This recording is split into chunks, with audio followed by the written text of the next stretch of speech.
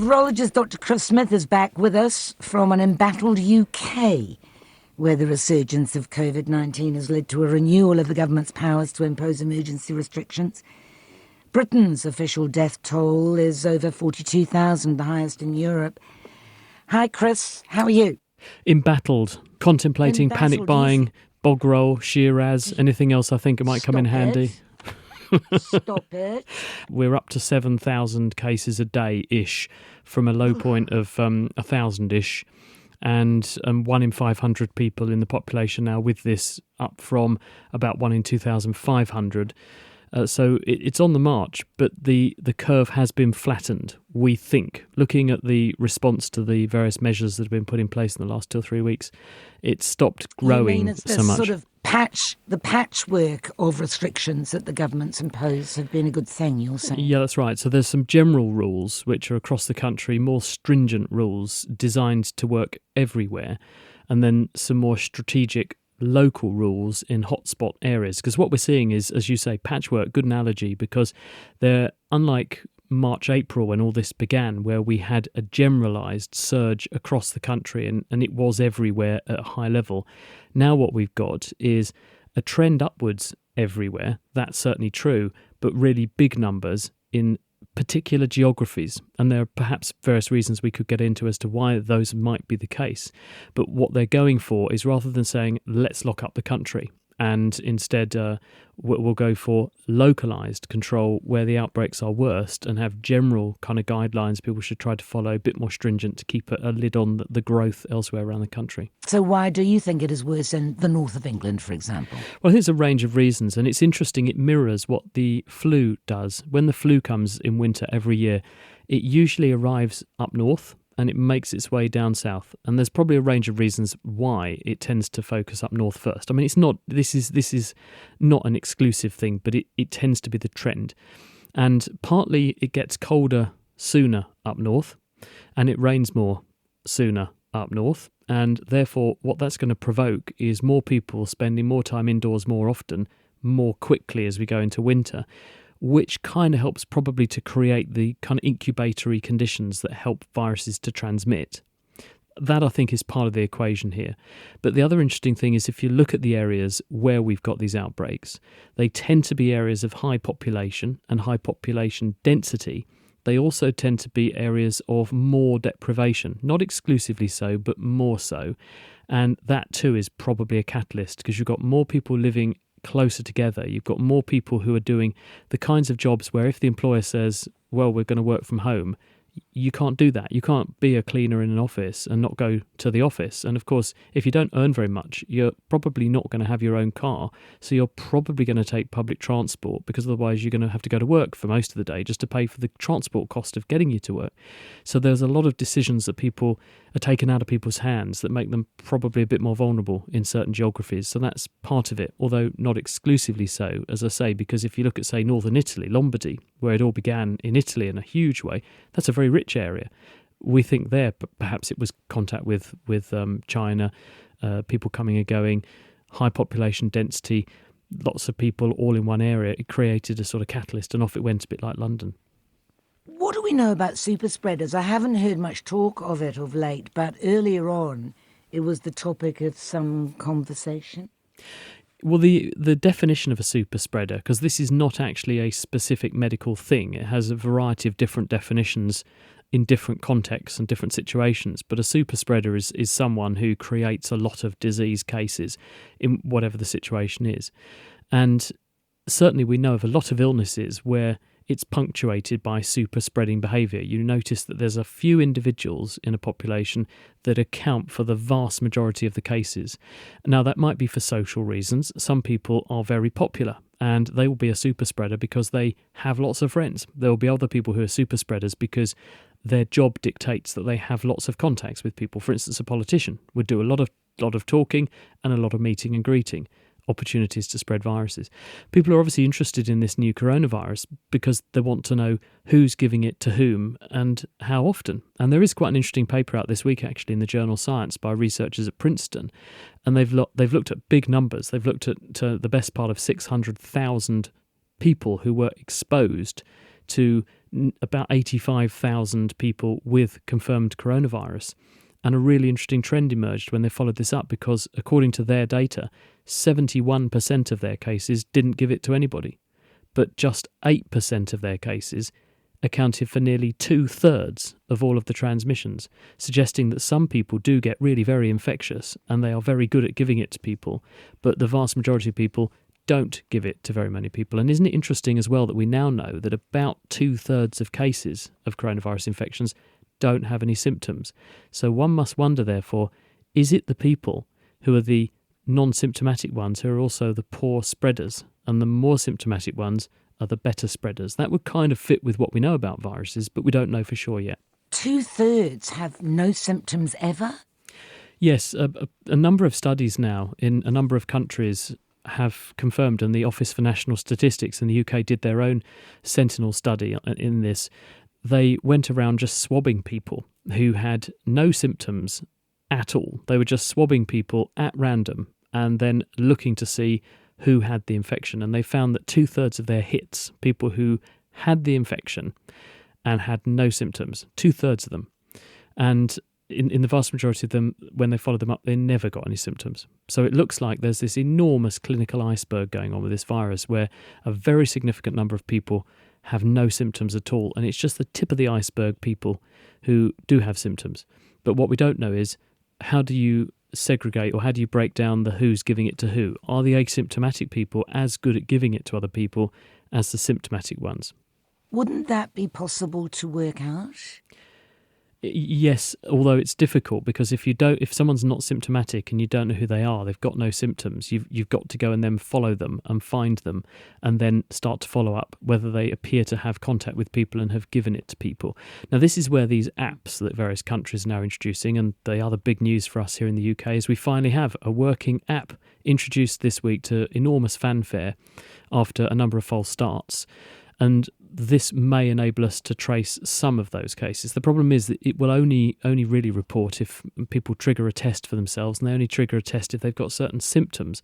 So it's very difficult to get a handle on this asymptomatic spread question, and to what extent that's playing a role in the spread. I think it almost certainly is playing a role, but the extent to which it's playing a role, we don't know yet.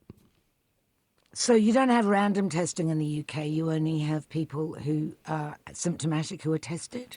There are a number of things going on. There are reactive tests when people have symptoms. The trigger points for getting tested are, have you got a new continuous cough? And by that we mean, if you've got a smoker's cough that you have day to day, that's not a new onset continuous cough, so you wouldn't trigger a test with that. Have you got a new abrupt onset fever? Have you lost your sense of smell and taste? And that holy trinity of symptoms, if you have one or more of those, means you can request a test. But there are also other studies that are going on, like the one I mentioned by the Office for National Statistics, and they are doing sentinel studies. I mean, the idea of a sentinel study, it's a bit like the canary in the coal mine. What you do is, rather than pursue active cases, you choose a sample of people who are, in theory, representative of the population as a whole, and you regularly scrutinise them and you test them. And this gives you an insight into, because you generally choose a big group of people, tens of thousands if you can, and you can extrapolate them across a population. So you then get some idea as to what is really going on at grassroots level. And that's where this interesting data concerning asymptomatic carriage emerged from, and also gives us indications about the real kind of undercurrent of spread through the country. Because, of course, one other criticism with this is because people are saying, well, the numbers are going up because we're testing a lot more. The number of tests that are being done is nearly 250,000 tests a day going through now, which is, it's one of the highest testing rates in the world that's being delivered here now. Huge. So are we seeing big numbers just because we're becoming exceptionally good at testing? That doesn't appear to be the case, because what these Sentinel studies showed is that they weren't detecting anything, and then suddenly September comes and they start making detections. Let's talk about the testing. There have been a couple of developments in Queensland. It's reported that scientists are on the verge of a breakthrough, a test that can detect whether someone is infected and contagious within moments.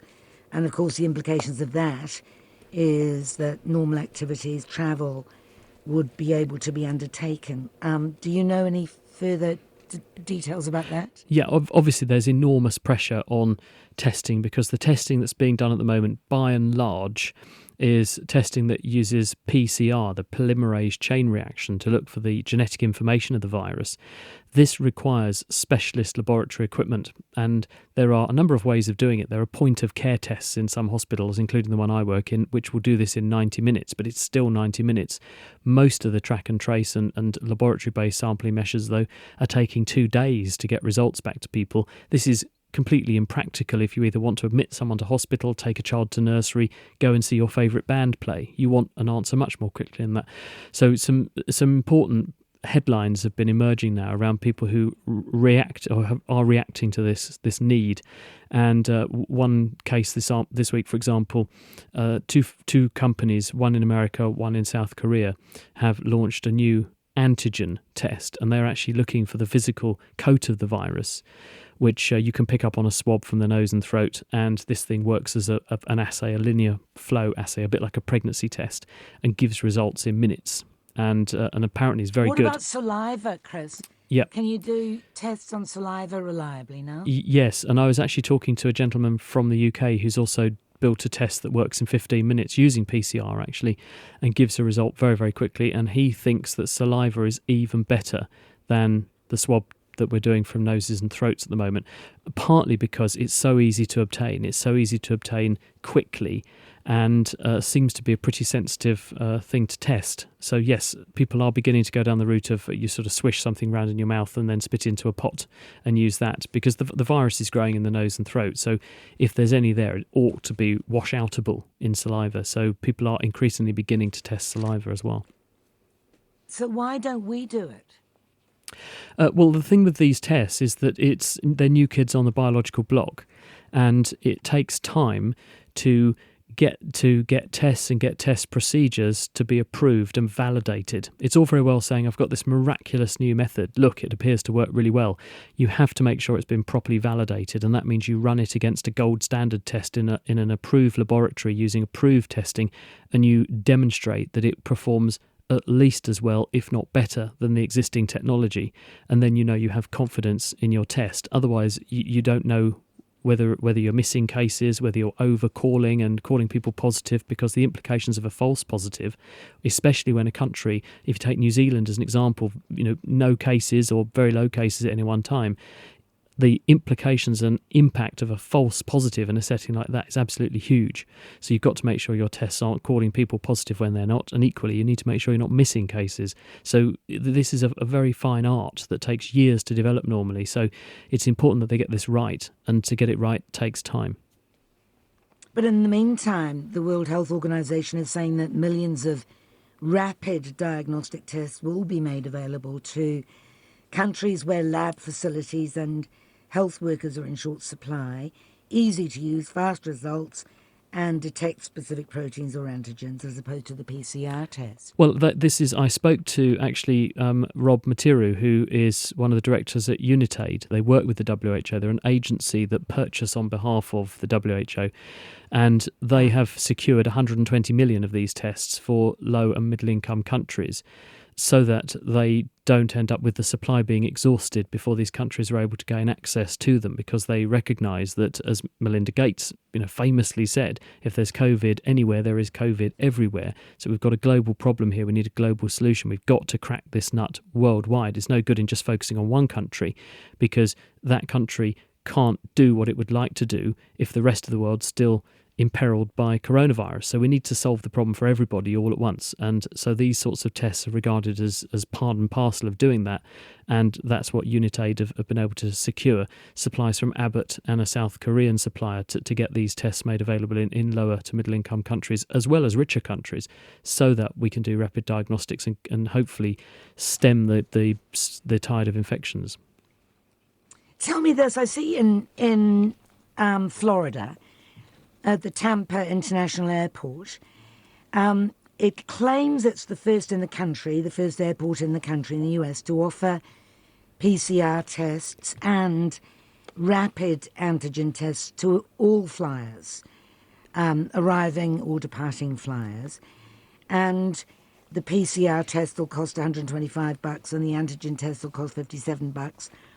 And the PCR will take 48 hours to develop, and the antigen test 15 minutes. But unless everybody does it, what's the point?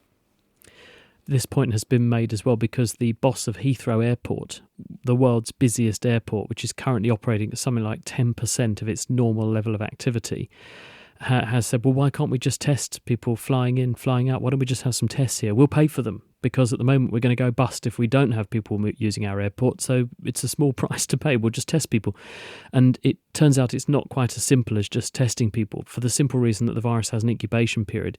And if you pick it up on the way to the airport, you're going to test negative, but you're still infected and still a potential threat in your onward destination. And so you'd have to have another test. Well, what are we going to do in the time between the two tests then? You can't really go about your business because you haven't been given a clean bill of health. So there's still a period of quarantine. And there has to be some kind of agreement internationally as to will New Zealand, will Auckland Airport accept Heathrow Airport's test and vice versa. And aligning all these things is proving to be something of a headache. So it's not as simple as saying we'll just test everyone. I think that will probably help a bit. It will find some cases, especially when the virus is very common. But once you're down at the level, again, of it's rare. Once you've got the levels right down, if you do this, the impact of a false positive becomes really very serious. Because if you call someone positive and they're not, you jeopardise their flight, you jeopardise all their onward business, and all the other passengers who've been in contact with them might now be infected, so they might have to isolate as well. So you've got to be really careful about how you do this, and it turns out it's quite a can of worms. On the vaccine front, the president of the Australian Medical Association has said that despite all the trials going on, a vaccine becoming available next year is unlikely. Would you agree with that? Well, in the wake of what happened with the AstraZeneca trial, because that was temporarily halted when a patient got transverse myelitis, which is an inflammation in the spinal cord, I went to talk to an individual who I know quite well, who is a world-class vaccinologist and has brought to market a number of vaccines in a number of poorer countries very successfully. And this person told me that they've actually been asked by a regulator to have oversight of that particular vaccine. And they said that the evidence that they're seeing in front of them is that they're not going to have the boxes ticked, the safety data, everything ready to go until at least the middle of next year for that vaccine. I then spoke to somebody who's in the banking sector but is having conversations with another pharmaceutical company, a very significant international player who are at the forefront also of another rival vaccine to the Oxford AstraZeneca one. They were giving similar datelines. So they're saying at least midway through next year before they're in a position really to go at scale, and that's at the earliest. And that's assuming there are no hitches, no glitches, and everything works. So it looks like we may have another 9 months of this yet before we're even in a position with the best will in the world to have a vaccine, which is what's provoking people to say, is this the right strategy to keep on locking down countries and costing a fortune, bankrupting economies? Maybe we need a rethink, and people are increasingly beginning to have that conversation. A quick thought about Neanderthal genes. Yeah.